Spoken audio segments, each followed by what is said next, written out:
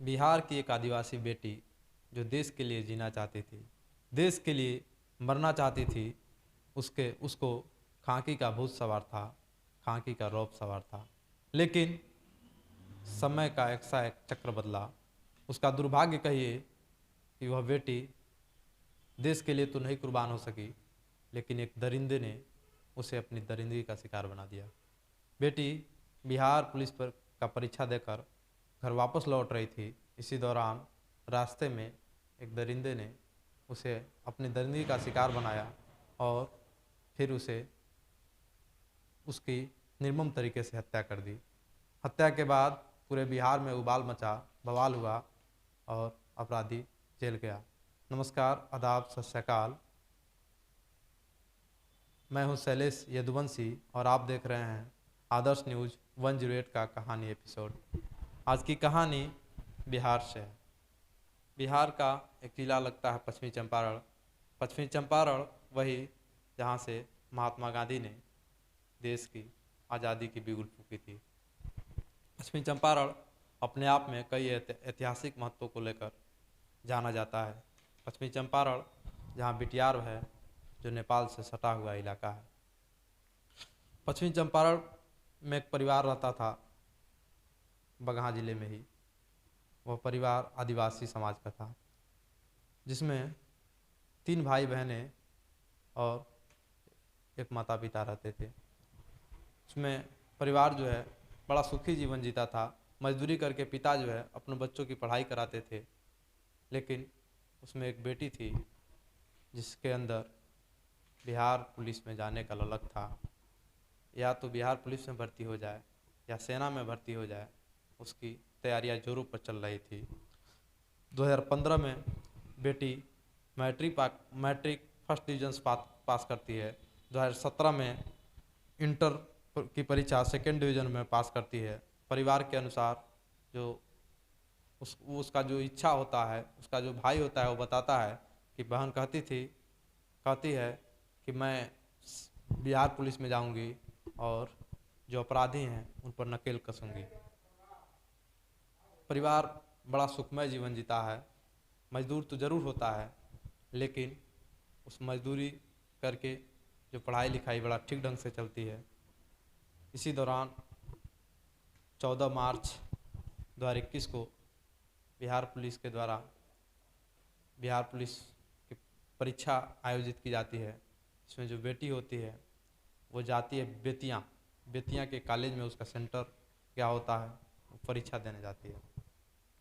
परीक्षा देने के बाद वो घर वापस लौटती है। रास्ते में 14 मार्च को 7 बजे भाई ने जब बहन को फ़ोन किया तो कहा कि कहाँ हो, तो कहती है गांव के करीब पहुंच रही हूँ, ऑटो से हूँ। ऑटो में जितने भी सवारी थे सब उतर गए हैं और मैं अकेले वापस आ रही हूँ। उसके बाद कुछ देर बाद ही जो लड़की का फ़ोन होता है वो बंद हो जाता है।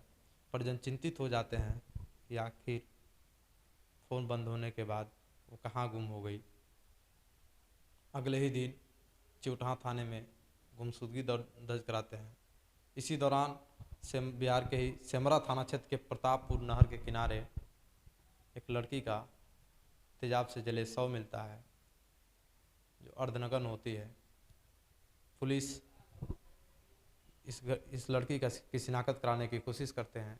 इस दौरान जो आदिवासी परिवार की बेटी होती है उसके परिजन भी पहुंच जाते हैं और बेटी की शिनाख्त करते हैं। लिपट कर रोने लगते हैं। रोने के बाद इस घटना की सूचना पूरे ज़िले में फैल जाती है। आदिवासी समाज के लोग रोड जाम कर देते हैं, बवाल करते हैं, एसपी के घेराव करते हैं। पूरे प्रदेश नहीं देश में इस घटना को लेकर उबाल हो जाता है।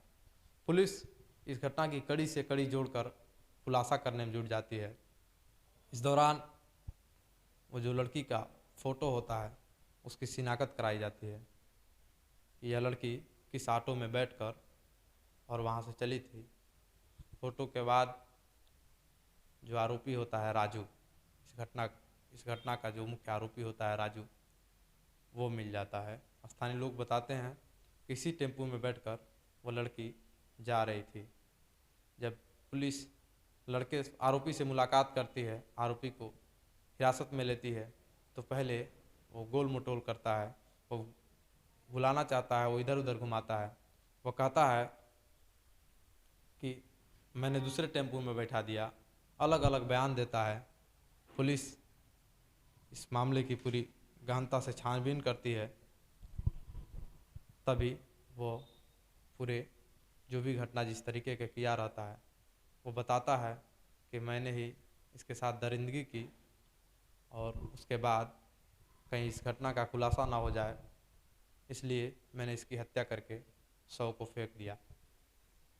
इस घटना के बाद बिहार का जो मुख्यालय बगहा जो पुलिस मुख्यालय है, वहाँ पर स्थानीय जो इंटर कॉलेज की जो छात्राएं होती हैं, स्थानीय लोग होते हैं, वो पूरी तरीके से आंदोलन करने पर उतारू हो जाते हैं। तत्कालीन एसपी किरण यादव लोगों को समझाते हैं और कहते हैं कि मैं इस घटना का जो आरोपी है उसे कड़ी से कड़ी सज़ा दिलाऊंगा। जो विद्यालय की छात्राएं होती हैं वो अपने आप को असुरक्षित बताते हुए जो मुख्यमंत्री नीतीश कुमार के खिलाफ नारेबाजी करती हैं, पुलिस आरोपी के खिलाफ चार्जशीट भेजती है और मामला न्यायालय में चलता है। आखिरकार उस आरोपी राजू को उम्र कैद की सज़ा सुनाई जाती है। हालांकि उसके उम्र कैद के बाद परिजन तो संतुष्ट नहीं हैं, वो उसे फांसी दिलाना चाहते हैं। फिलहाल न्यायालय की जो व्यवस्था है, न्यायिक रूप से उसे उम्र कैद की सज़ा सुनाई गई है। इस घटना के बाद बहुत ही चिंतित समाज हो गया है, बहुत ही परेशान लोग हो गए हैं। यह कहानी सुनाने का मतलब आपको परेशान करना नहीं, आपको हैरान करना नहीं, आपको यह बताना है कि आप अपनी बेटियों अपने बहनों का सुरक्षा स्वयं करें और उन्हें भी सचेत रहने को कहें। नमस्कार, फिर मिलूँगा। शैलेश यदुवंशी।